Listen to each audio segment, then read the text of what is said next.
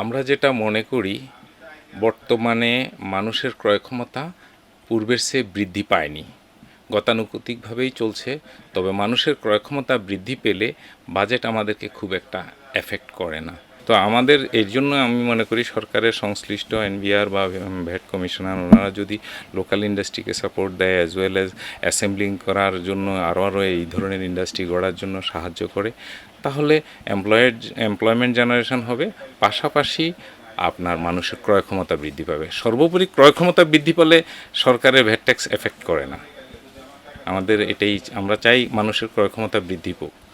আমি আশা করছি বর্তমান সরকার হলো জনগণের সরকার, জনগণের ইচ্ছার প্রতি মর্যাদা এবং সম্মান দেখাবে এবং মানুষের ক্রয় ক্ষমতার মধ্যেই সব কিছু রাখবে, বিবেচনায় আনবে। এটাই যে আমাদের ব্যবসা বাণিজ্যের অবস্থা আগের চাইতে অনেক বেশি খারাপের দিকে যাচ্ছে।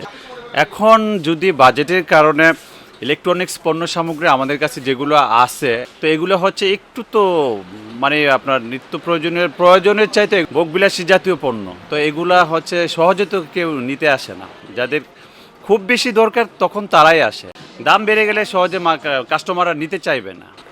অবশ্যই যাতে সরকারের কাছে আমাদের প্রত্যাশা হচ্ছে আপনার এগুলোর উপর ট্যাক্স, ব্যবসা বাণিজ্য খারাপ ট্যাক্স যাতে ওরকম বেশি বৃদ্ধি না করে, যাতে আমরাও যাতে চলতে পারি, আমরা যাতে সচল থাকতে পারি। আর বাজেটের পরে কীরকম হবে এটা আসলে এখনও বোঝা যাচ্ছে না, কোন জিনিসের প্রোডাক্ট বাড়বে। যদি প্রতি বছরের মতোই ওরকম দাম বাড়ে তাহলে হয়তো একটু ইফেক্ট পড়তে পারে সেলসের উপরে।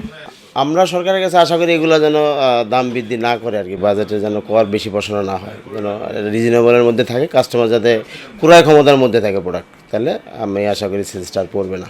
বর্তমান হচ্ছে আমাদের ঈদের আগে মোটামুটি হচ্ছে সেল ভালো ছিল, এখন তো ঈদের পর মার্কেট অনেক স্লো, তো হচ্ছে কাস্টমার একদম নাই বললেই চলে। ব্যবসায় হচ্ছে মোটামুটি ধরতে পারেন যে একটা মন্দা পরিস্থিতি যাচ্ছে।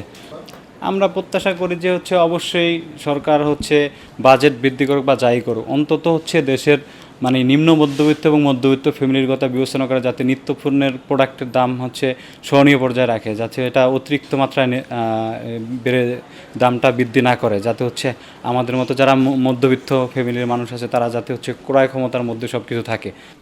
ডলার ক্রাইসিসের পর থেকে রেট বাড়ছে, সেক্ষেত্রে তো এমনিতেই কাস্টমার অনেক কম, তারপর যদি হচ্ছে বাজেটের প্রভাব পড়ে তখন কাস্টমার আরও মানে অনেক স্লো হয়ে যাবে মার্কেট।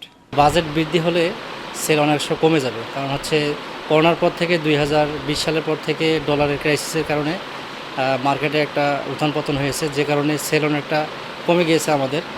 তারপরেও ওয়ালটন মার্কেটে ভালো সেল করে। তো বাজেটে যদি দাম ইলেকট্রিক্স পণ্যের দাম বেশি বৃদ্ধি পায়, তো সেক্ষেত্রে দেশীয় পণ্যের সেলের একটা কমার সম্ভাবনা আছে।